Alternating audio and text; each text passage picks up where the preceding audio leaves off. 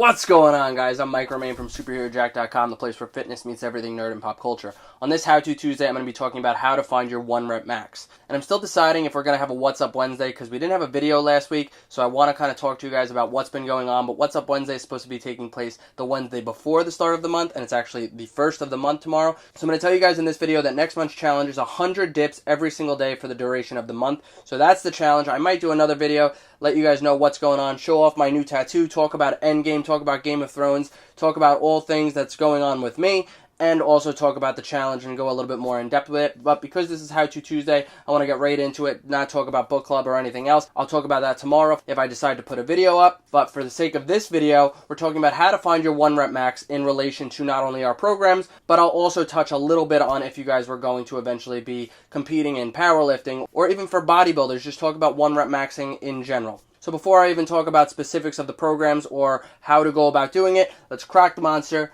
cue the music, and get started.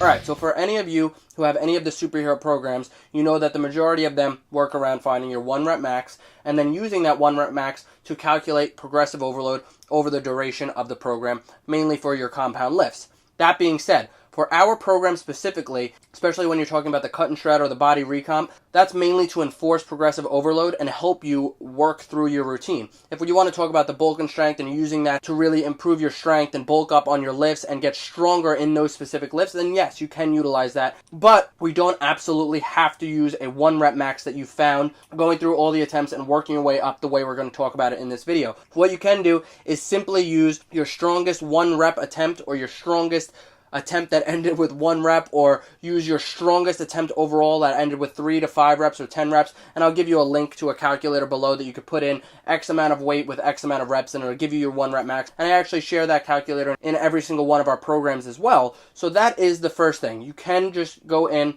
and put in, like, let's say you got 185 by 10 and you really went to maximum effort and you pushed to the 90 to 100% range and you got 185 by 10. You punch that in, 185 by 10, and it'll spit out a 1-rep max that you could use for those calculators, and you could do the same for all the lifts that you're going to be using. Now, I also want to say that if you guys are going to switch the variation of any of the compounds for the superhero program, if you guys don't want to do back squat, you want to do goblet squat, you're going to have to do that same thing. So if on goblet squat, you use a 60-pound dumbbell for your heaviest attempt, and you got 10 to 11 reps, punch that in the calculator and use that as your 1-rep max. That's the easiest way to go about it, especially because not everybody jumping into the programs is specifically looking to go into a powerlifting competition. A lot of you guys are just looking to get stronger while looking better, feeling better, so that is the easiest way to go about it. Now, if you do want to find your 1-rep max, and I don't recommend doing this too often and going to your 100% and getting your 1-rep max often, you see a lot of guys going to the gym, finding their 1-rep max just whenever, unplanned, just let's find it. So I don't recommend doing that. I recommend finding it maybe 2 to 3 times a year for somebody who's not going competitive, and then you could utilize these numbers, refine your 1-rep max to restart a program. These programs should be lasting 3 to 6 months anyway. So it'll kind of just happen where you're finishing off a program and then maybe find your new 1-rep max or close to it. But the reason that works out well is because we're kind of ending off in a higher percentile when it comes to these programs. At the end of your 6 to 8 to 12 week program, you're probably ending off in a higher percentile, 75 to 80 to 90% percentile based on your last 1-rep max. And then that's a perfect time to find your 1-rep max, because before finding your 1-rep max, for the weeks prior, you do want to be lifting at around 75 to 80 to 90% percentile. You don't want to just go into it after lifting 60, 70, whatever, just lifting minimal weight and then all of a sudden find the 1-rep max. You do want your body to know it's coming, get ready for it. So it is a good time after these programs to go right into it. That being said, I will repeat, you do want to be lifting 75 to 95% of your 1-rep max, or close to a maximum effort based on how you feel, what weight you're lifting prior to going for your 1-rep max. So that's a preface right off the bat. You do want to do that. And next would be actually preparing to go into the gym or preparing to go in and find your 1-rep max for any of these lifts. So let's say you had a couple of weeks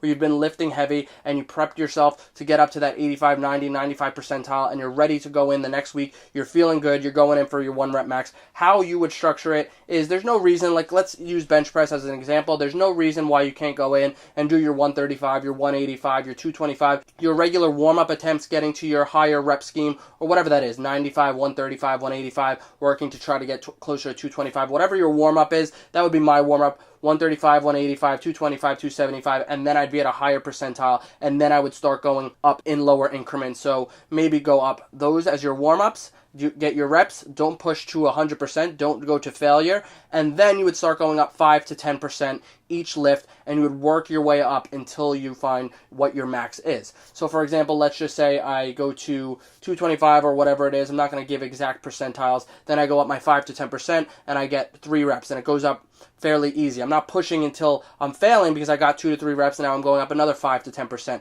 and I get another 2 reps, going up another 5 to 10%, and in between I'm taking as much break as I need. I'll sit there, I can meditate on the bench, I can do whatever I need, and I really need to be in my mental state. You should be acting like each one of these 5 to 10% that you're going up is your 1 rep max. You don't have to psych yourself out because I know it can be mentally draining, but take it slower, take a break, rest where needed, and then work your way up until you finally get to your 1 rep max. If you got 2 and then you failed and you couldn't find a 1 rep max, that's fine. Take that 2 rep max, punch it into the calculator, take your 3 rep, whatever you found, punch it into the calculator, that's your new 1 rep max, and you could use that for any of the programs going forward. Now, if you wanted to go for a powerlifting program, or you wanted to go and you wanted to start competing, you could work with me privately. We could work out exactly how to find your 1 rep max and really go forward from there, so you guys have something to base it on. But that's something that's a little bit different than what we're working on to find our 1 rep maxes for our specific programs. So I thought this needed to be said. I thought this is something that will definitely help, especially because we're working in the volume 2s for some of the programs, and I do give the option to switch up some variations like squats. You could use any variation: front squat,